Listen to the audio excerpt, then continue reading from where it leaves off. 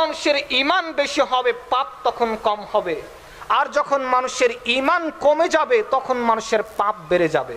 ফাইন্না খায়রাল হাদিসি কিতাবুল্লাহ ওয়া খায়রাল হাদি হাদি মুহাম্মাদ। মাহফিলটির ভিডিও ধারণ ও এডিটিংয়ে Mohammad Abbas Ali, Islami culture academy, Bharniahat, Ranisankail, Thakurgaon. Mobile 01712793506। فأعوذ بالله من الشيطان الرجيم. بسم الله الرحمن الرحيم. إنما المؤمنون الذين إذا ذكر الله وجلت قلوبهم وإذا تليت عليهم آياته زادتهم إيمانا وعلى ربهم يتوكلون.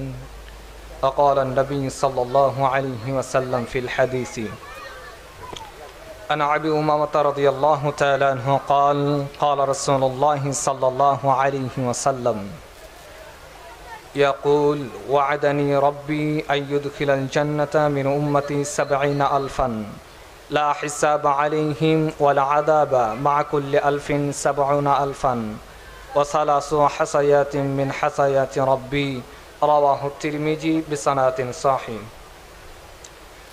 প্রশংসা আল্লাহ সুবহানাহু ওয়া তাআলার জন্য, যে আল্লাহ সুবহানাহু ওয়া তাআলার দয়া এবং মেহেরবানিতে মাহফিলের প্রোগ্রাম আল্লাহ সুবহানাহু ওয়া তাআলা করার তৌফিক দান করেছেন। সে আল্লাহ সুবহানাহু ওয়া তাআলার দরবারে শুকরিয়া জানাচ্ছি। আমরা বলছি আলহামদুলিল্লাহ। দরুদ ও সালাম বর্ষিত হোক রাসূলের প্রতি, যে রাসূল দ্বীনের জন্য, ইসলামের জন্য কষ্ট করেছে। দ্বীনের কথা মানুষকে বলতে গিয়ে জুলুম, নির্যাতন, নিপীড়ন সব কিছু সহ্য করেছে একমাত্র দ্বীনের জন্য। তারপরেও দ্বীনের কথা বলেছেন যাতে মানুষ কল্যাণের পথ পায়, ইসলামের পথ পায়, জান্নাতের পথ পায়। সে রাসূলের প্রতি শান্তি বর্ষিত হতে থাকুক। আমরা বলছি আল্লাহুম্মা সাল্লি আলাইহি আল্লাহুম্মা বারিক আলাইহি। সম্মানিত উপস্থিতি, আজকের সংক্ষিপ্ত আলোচনার বিষয়বস্তু হচ্ছে ঈমান। ঈমানের গুরুত্ব এবং ফজিলত সম্পর্কে সংক্ষিপ্ত আলোচনা করে ইনশাআল্লাহ শেষ করব। ইনশাআল্লাহুল আজিজ ওয়া মা তাওফীকি ইল্লা বিল্লাহ আলাইহি তাওয়াক্কালতু ওয়া ইলাইহি উনীব। ঈমান মানুষের অত্যন্ত দামি জিনিস। সাহাবায়ে কেরাম জীবন দিতে প্রস্তুত ছিলেন, কিন্তু ঈমান দিতে নয়। তাদেরকে বলা হয়েছিল যে যদি তোমরা জীবন বাঁচাতে চাও, ঈমান ছেড়ে দাও, তোমাদেরকে হত্যা করা হবে না।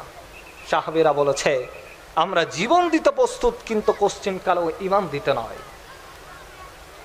ঈমান যদি মানুষের ভিতরে না থাকে, মানুষ জান্নাত পাবে না।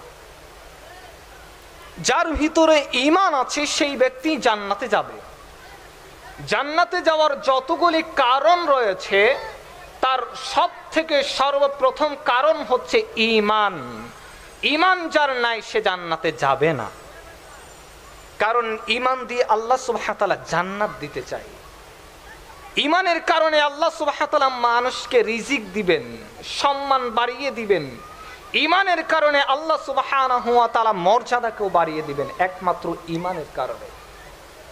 আজকে ঈমানদার দাবি কোন, কিন্তু ঈমানের ঘাটতি।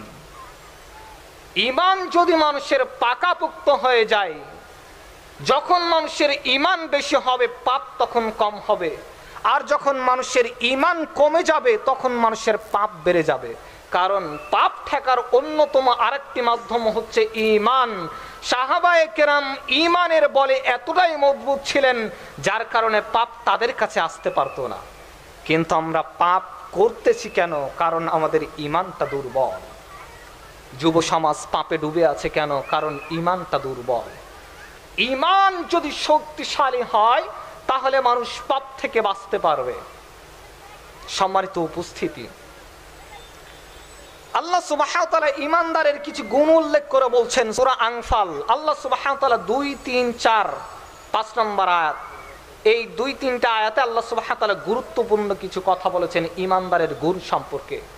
আল্লাহ সুবহানাহু ওয়া তাআলা সূরা আনফাল 2 নম্বর আয়াতে বলছেন, ইন্নামাল মুমিনুন, নিশ্চয় মুমিন হচ্ছে তারা। আল্লাহ সুবহানাহু ওয়া তাআলা মুমিন তাদেরকে বলছেন, কাদেরকে? এখন গুণগুলো উল্লেখ করবেন আল্লাহ সুবহানাহু ওয়া তাআলা। আগেই বলছেন মুমিন হচ্ছে তারা, ইন্নামাল মুমিনুন, নিশ্চয় মুমিন হচ্ছে তারা। কারা? ইযা যুকিরাল্লাহু ওয়াজিলাত কুলুবুহুম, যখন আল্লাহ তাআলার নাম তাদের সামনে স্মরণ করা হয়, আল্লাহ তাআলার কথা শুনে তখন তাদের ঈমান, তাদের অন্তর কেঁপে ওঠে। ওয়াজিলাত কুলুবুহুম, তাদের অন্তরটা কেঁপে ওঠে। আল্লাহু আকবার। এটা হচ্ছে মুমিনের গুণ। হাজার হাজার আলোচনা শুনি কিন্তু অন্তর কাঁপে না, আল্লাহ তাআলার কথা শুনি কিন্তু ঈমান বাড়ে না, কারণ ঈমানের দুর্বলতা। ঈমান যত বেশি হবে, আমল করলে ঈমান বাড়বে, ঈমান যত বেশি বাড়বে। ঈমানদারের অন্যতম গুণ হচ্ছে যে ঈমানদারের সামনে যখন আল্লাহ সুবহানাহু ওয়া তাআলার নাম স্মরণ করা হবে তখন তার অন্তরটা কেঁপে উঠবে। এটা হচ্ছে ঈমানের পাওয়ার। তাহলে আমার আপনার ভিতরে ঈমান আছে কিনা এটা আমরা বুঝতে পারবো সহজেই যখন আল্লাহ তাআলার কোরআনের আলোচনা, হাদিসের আলোচনা, যখন আল্লাহ তাআলার নাম স্মরণ করা হবে তখন মুমিনের অন্তর কেঁপে উঠবে। দ্বিতীয় নম্বরে গুণ উল্লেখ করছেন আল্লাহ সুবহানাহু ওয়া তাআলা, ওয়াইদা তুলিয়াত আলাইহিম আয়াতু, যখন আল্লাহ সুবহানাহু ওয়া তাআলার আয়াত তাদের সামনে শোনানো হবে, যখন কোরআনের আয়াত তাদের সামনে পড়া হবে, যখন কোরআনের কথা তারা শুনবে, যখন হাদিসের কথা শোনাবে, তখন তাদের ঈমানটাই বেড়ে যাবে। আল্লাহু আকবার। ওয়াইদা তুলিয়াত আলাইহিম আয়াতুহু যাদাতুহুম ঈমানা, তখন তাদের ঈমানটাই বেড়ে যাবে।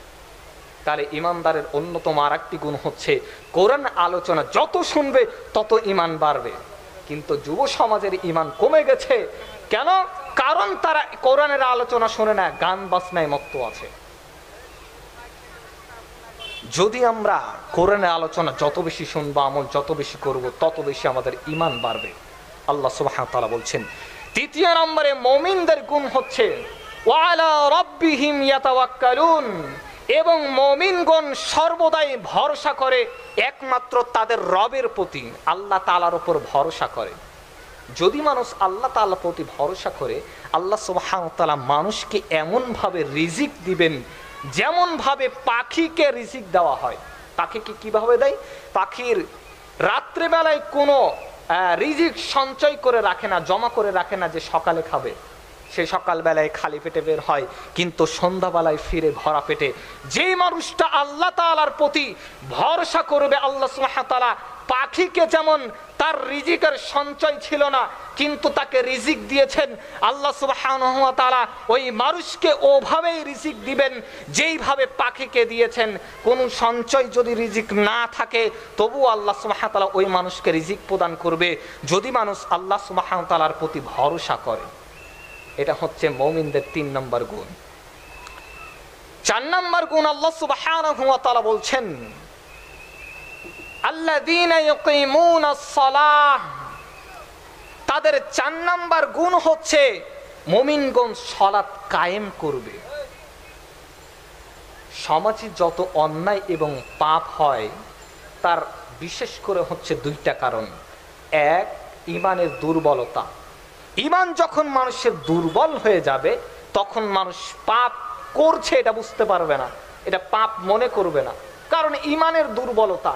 দ্বিতীয়ত, যদি সমাজে সালাত কায়েম থাকতো, সবাই যদি সালাত আদায় করতো, তাহলে সমাজ থেকে অন্যায় অশ্লীল কাজ উঠে যেত।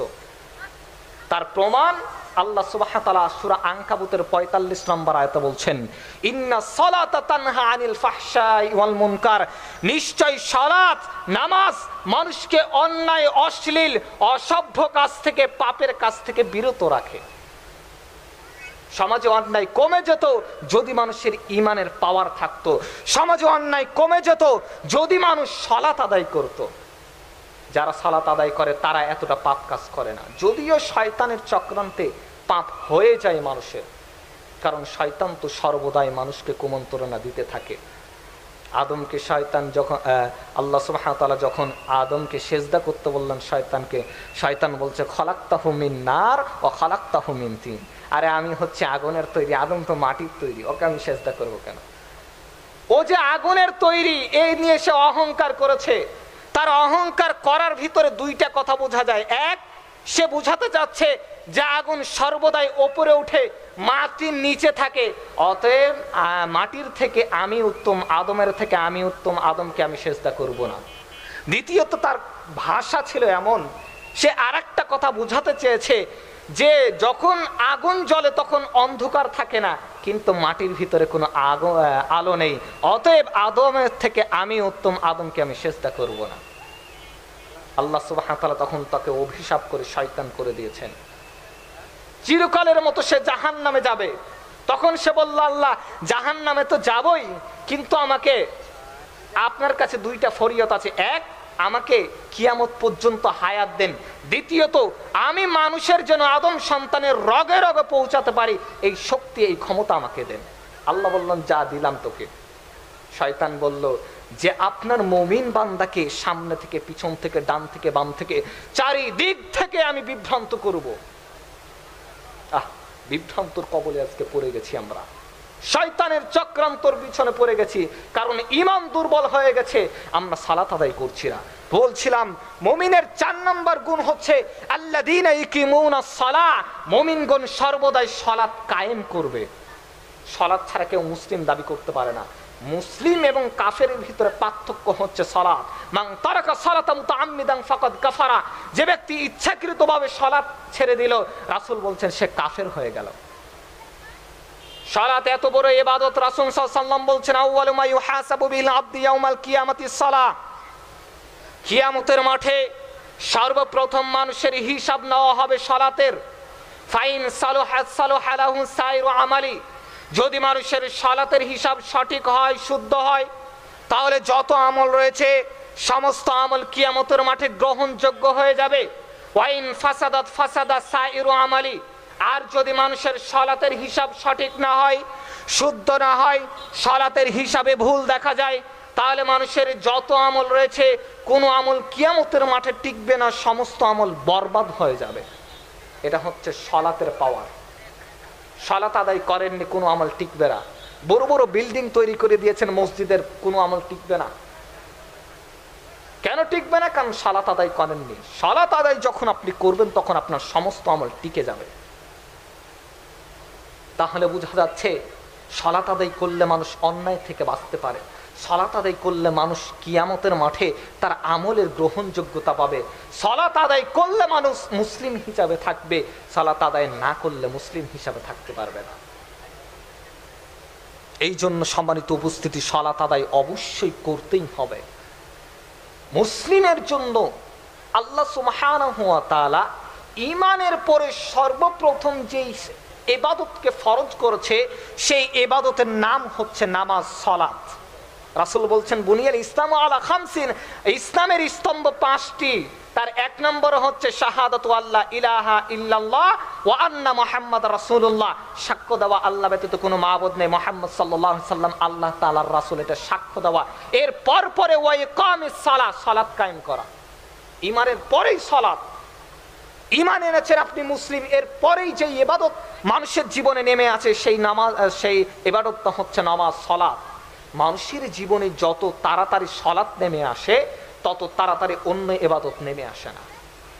রাসূল বলছেন যে যখন তোমাদের বাচ্চাদের 7 বছর বয়স হয় তখন নামাজের তালিম দাও, 10 বছর বয়স হয় তখন পিটিয়ে সালাত আদায় করো, যখন 7 বরস কা হুবে তখন নামাজ কা তালিম দো, আর যব 10 বরস কা হুবে তখন মার কর নামাজ পড়াও।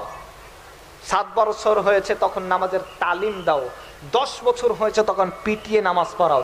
কিন্তু 15 বছরের সন্তান বাড়িতে থাকে, কিছুই বলে না। এটাই হচ্ছে আমাদের সমাজ। অন্যায় কমবে কিভাবে? অন্যায় তো দিন দিন বেড়েই চলছে, যুব সমাজ ধ্বংসের দিকে চলে যাচ্ছে। সম্মানিত উপস্থিতি, 4 নম্বর গুণ ছিল ইমানদারের, যে তারা সর্বদা সালাত কায়েম করবে। এবার 5 নম্বর গুণ হচ্ছে ওমিম্মা রাযাকনাহুম ইউনফিকুন, তারা সর্বদাই আল্লাহ সুবহানাহু ওয়া তাআলার প্রতি দান করবে তাদেরকে যে রিজিক দেওয়া হয়েছে। আল্লাহ বলছেন আমি যে রিজিক তাদেরকে দিয়েছি সেই রিজিক থেকে ওমিম্মা রাযাকনাহুম ইউনফিকুন, আমার রাস্তায় তারা দান করবে। দান করাটাও অনেক বড় ইবাদত। দান করলে মানুষের অনেকগুলো উপকার হয়। সংক্ষিপ্তভাবে, যেহেতু সময় সংকীর্ণ, আপনাকে একটু দান সম্পর্কে বলি। রাসূল সাল্লাল্লাহু আলাইহি সাল্লাম বলছেন দান করলে উপকার। রাসূল বলছেন আস-সাদকাতু বুরহান, দান হচ্ছে দলিল। কিয়ামতের মাঠে আপনি দান নিয়ে, দানের নেকি নিয়ে দাঁড়াবেন, আল্লাহকে বলতে পারবেন আল্লাহ তোমার রাসূল বলেছে আস-সাদকাতু বুরহান, দান হচ্ছে দলিল। আমি দুনিয়াতে দান করেছি, অতএব আমার কাছে দলিল আছে, আমি জান্নাত পাবো। 1 নম্বরে দান কিয়ামতের মাঠে দলিল হয়ে দাঁড়াবে। যেমন সম্পদের দলিল থাকে, আপনার 5 বিঘা জমি আছে, এই জমিটা আপনার কেন? কারণ আপনার কাছে দলিল আছে।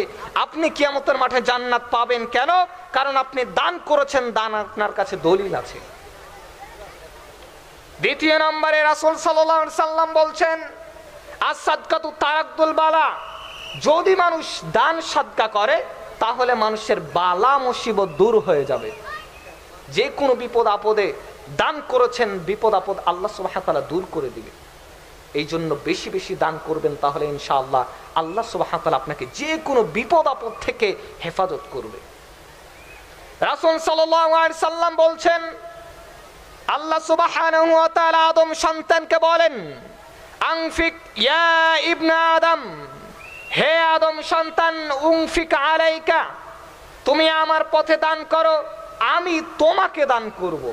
বোঝা যাচ্ছে সম্পদ দান করলে কমে না, আল্লাহর রাস্তায় দান করলে আল্লাহ বলছেন আমিও তোমাকে দান করব। তাহলে আল্লাহর রাস্তায় দান করবেন যত বেশি, আল্লাহ সুবহানাহু ওয়া তাআলা আপনাকেও দান করবে। এরপরে রাসূল সাল্লাল্লাহু আলাইহি সাল্লাম বলছেন ওয়াস-সাদকাতু তুতফিউল খাতিআ,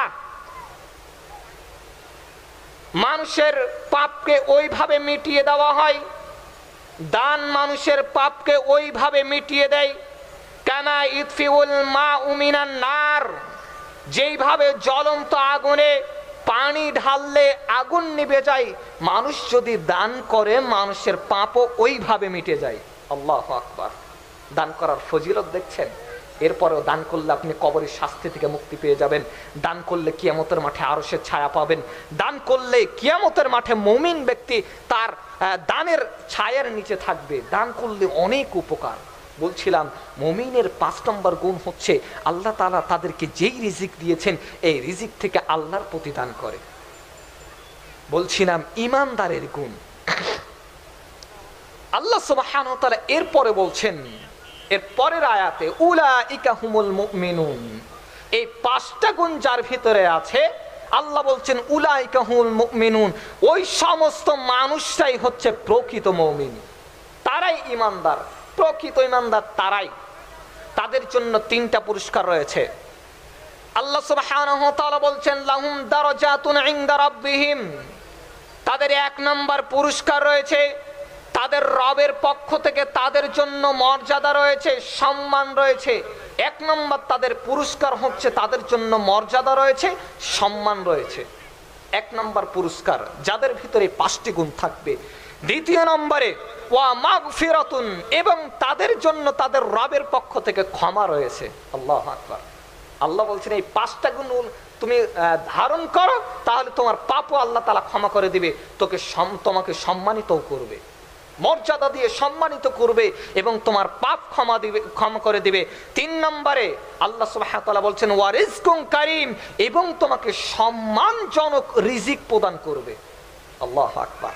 সম্মানজনক রিজিক আল্লাহ সুবহানাহু ওয়া তাআলা প্রদান করবে যারা এই 5টি গুণ ধারণ করবে। সম্মানিত উপস্থিতি, এই জন্য ঈমানদারের অনেক গুণ রয়েছে। এই জন্য ঈমানদার যদি হতে পারি আমাদের কোনো ভয় নেই। আপনাকে একটা হাদিস শোনাই। ঈমানদার বিনা হিসাবে জান্নাতে যাবে যারা সত্যিকারের প্রকৃত ঈমানদার। হাদিসটি তিরমিজির গ্রন্থে উল্লেখ হয়েছে। আবু উমামা রাদিয়াল্লাহু তাআলা আনহু বলছেন যে রাসূল সাল্লাল্লাহু আলাইহি সাল্লাম বলেছেন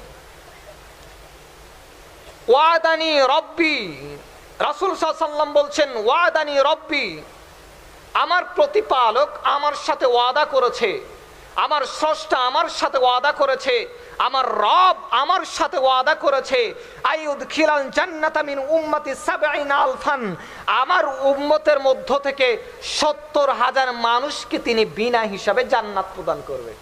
আল্লাহু আকবার। ৭০,০০০ মানুষকে তিনি জান্নাত প্রদান করবে, এটা আমার রব, আমার স্রষ্টা, আমার প্রতিপালক আমার সাথে ওয়াদা করেছে। লা হিসাবা আলাইহিম, তাদের কোনো হিসাব হবে না, ওয়ালা আদাবা, এবং তাদের কোনো শাস্তিও হবে না। তাদের না কোনো হিসাব হবে, না কোনো শাস্তি হবে। ৭০,০০০ মানুষকে আল্লাহ সুবহানাহু ওয়া তাআলা বিনা হিসাবে জান্নাত প্রদান করবে, একথা রাসূল সাল্লাল্লাহু আলাইহি ওয়াসাল্লাম বলছেন। আর বলছেন তাদের কোনো হিসাবও হবে না, তাদের কোনো শাস্তিও হবে না, তারা বিনা হিসাবে জান্নাত যাবে। কি কারণ? তাদের একটাই কারণ, সেটা হচ্ছে তারা তাওহীদ পন্থী ঈমানদার ছিল। তাদের ঈমান এক আল্লাহ সুবহানাহু ওয়া তাআলার প্রতি ছিল, তাদের ঈমানের ভিতরে শিরিক ছিল না। তারা তাওহীদ পন্থী ঈমানদার হওয়ার কারণে বিনা হিসাবে আল্লাহ সুবহানাহু ওয়া তাআলা জান্নাত প্রদান করবে। পরের অংশে রাসূল সাল্লাল্লাহু আলাইহি ওয়াসাল্লাম বলেন, মা কুল্লি আলফিন ৭০ আলফান, এছাড়াও আল্লাহ সুবহানাহু ওয়া তাআলা ওই যে ৭০,০০০ মানুষকে জান্নাত প্রদান করলেন বিনা হিসাবে, এই ৭০,০০০ মানুষের সাথে আরো ৭০ করে হাজার মানুষ তিনি জান্নাত প্রদান করবেন। সুবহানাল্লাহ। এমনিতেই ৭০,০০০ মানুষ জান্নাত প্রদান করবে, আরো ওই ৭০,০০০ মানুষের সাথে আরো ৭০ করে হাজার মানুষ তিনি জান্নাত প্রদান করবে, একমাত্র ঈমানের কারণে।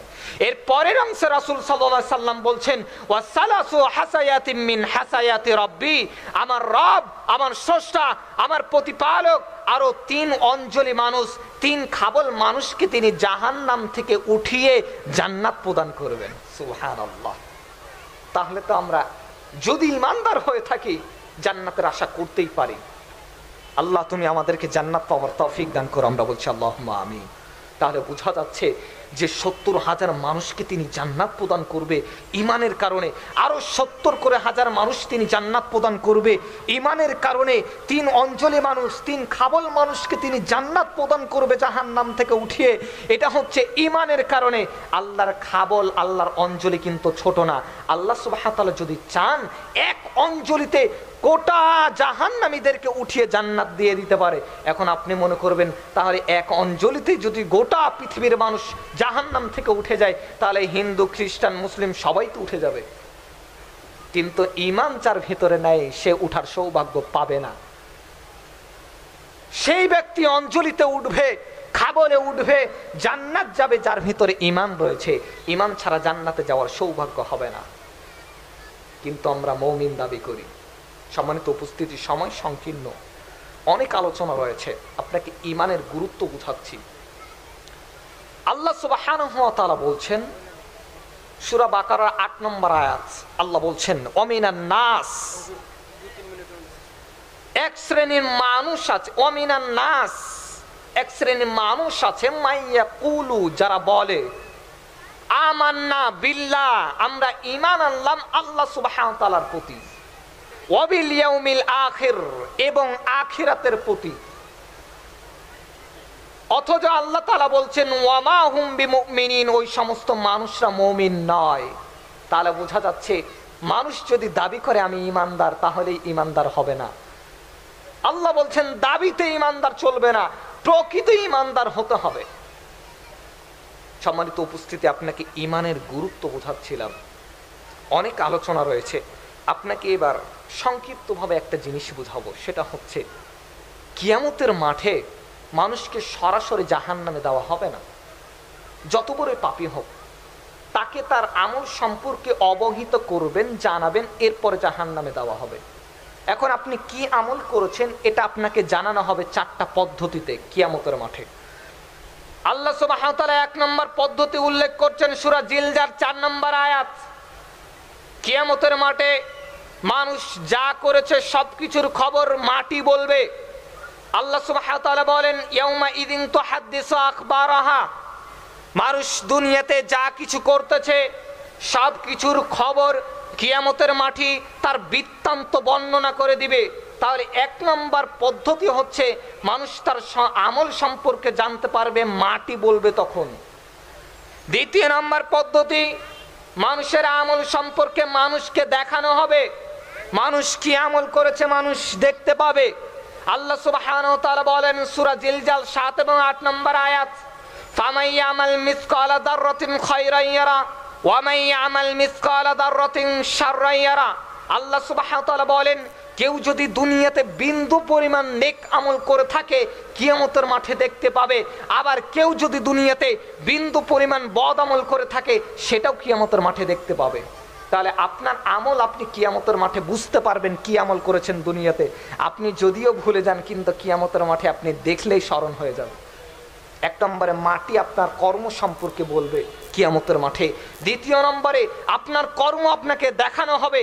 3 নম্বরে আল্লাহ সুবহানাহু ওয়া তাআলা বলছেন মানুষ যা কর্ম করছে সব কর্ম লেখা হচ্ছে। সূরা কফ 18 নম্বর আয়াত, মা ইয়ালফিযু মিন কওলিন ইল্লা লাদাইহি রাকীবুন আতীদ। মানুষ যা করছে সবকিছু লেখার জন্য ফেরেশতা নিযুক্ত করা হয়েছে। মানুষ যা করবে সবকিছু লেখা হচ্ছে। লেখা কাগজটা কিয়ামতের মাঠে আল্লাহ সুবহানাহু ওয়া তাআলা মানুষকে দিয়ে বলা হবে। সূরা বানী ইসরাইল 14 নম্বর আয়াত, ইকরা পড়ো, ইকরা কিতাবাকা, পড়ো তোমার কিতাব, কাফা বিনাফসিকা আল-ইয়াউমা আলাইকা হাসিবা। আজকে তোমার হিসাব দেওয়ার জন্য তুমি নিজেই যথেষ্ট। তোমার হিসাব তুমি নিজেই করতে পারবে, অন্য কাউকে লাগবে না। তাহলে কিয়ামতের মাঠে আপনার লেখা কাগজটা আপনাকে পড়তে দেওয়া হবে।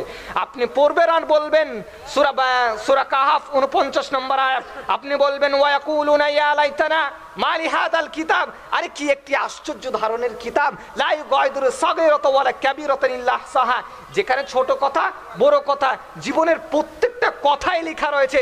ওই যে ছোট আমল করেছিলাম সেটাও বাদ যায়নি, বড় আমল করেছি ওইটাও বাদ যায়নি, একটাও আমলও বাদ যায়নি, সবই পাপ এখানে লেখা রয়েছে। কি আশ্চর্য কিতাব! এটা হচ্ছে 3 নম্বর পদ্ধতি। 4 নম্বর পদ্ধতি হচ্ছে আপনার অঙ্গ আপনার বিরুদ্ধে কিয়ামতের মাঠে সাক্ষ্য দিবে। একটা হচ্ছে সূরা ইয়াসিন 65 নম্বর আয়াত এবং সূরা নূর 24 নম্বর আয়াত। সূরা ইয়াসিনে 65 নম্বর আয়াত আল্লাহ সুবহানাহু ওয়া তাআলা বলছেন, আল ইয়াউমা নাখতিমু আলা আফওয়াহিহিম, কিয়ামতের মাঠে মানুষের মুখকে সেলাই করে দেওয়া হবে। ওয়া তুকাল্লিমুনা আইদিহিম, মানুষের হাতে সব কর্ম সম্পর্কে বলে দিবে। ওয়া তাশহাদু আরজুলুহুম, এবং মানুষের পা কিয়ামতের মাঠে সাক্ষ্য প্রদান করবে। হাত যখন সমস্ত কর্মের কথা বলে দিবে আপনার বিরুদ্ধে, তখন পা বলবে হাত তুমি ঠিক বলেছো। এইভাবে পা সাক্ষ্য প্রদান করবে বিমা কানু ইয়াকসিবুন, মানুষের কর্ম সম্পর্কে, মানুষ যা করেছে। এই জন্য খুবই সতর্ক এবং সাবধানের সাথে আপনাকে আমাকে দুনিয়াতে বেঁচে থাকতে হবে। কারণ যেই আমল করবেন সেটা কিন্তু বাদ যাবে না। কিয়ামতের মাঠে মাটি বলবে আপনার বিরুদ্ধে এবং আপনাকে দেখানো হবে এবং লেখা আছে, এবং আপনার অঙ্গ প্রত্যঙ্গ আপনার বিরুদ্ধে কথা বলবে। এই জন্য পাপ থেকে অবশ্যই সতর্ক এবং সাবধান থাকতে হবে। মানুষের ছোট ছোট পাপের কারণে কিয়ামতের মাঠে আপনাকে জবাবদিহি করতে হবে। আল্লাহ সুবহানাহু ওয়া তাআলা আমাদেরকে যেন পাপ থেকে মুক্ত জীবন গড়ার তৌফিক দান করেন, আমরা বলছি আল্লাহুম্মা আমিন। এবং আল্লাহ সুবহানাহু ওয়া তাআলা আমাদেরকে প্রকৃত ঈমানদার হওয়ার তৌফিক দান করেন, আমরা বলছি আল্লাহুম্মা আমিন। এই বলে আমার সংক্ষিপ্ত আলোচনা শেষ করছি। সুবহানাকা আল্লাহুম্মা ওয়া বিহামদিক, আশহাদু আল্লা ইলাহা ইল্লা আনতা, আস্তাগফিরুকা ওয়া আতুবু ইলাইক। আসসালামু আলাইকুম ওয়া রাহমাতুল্লাহ।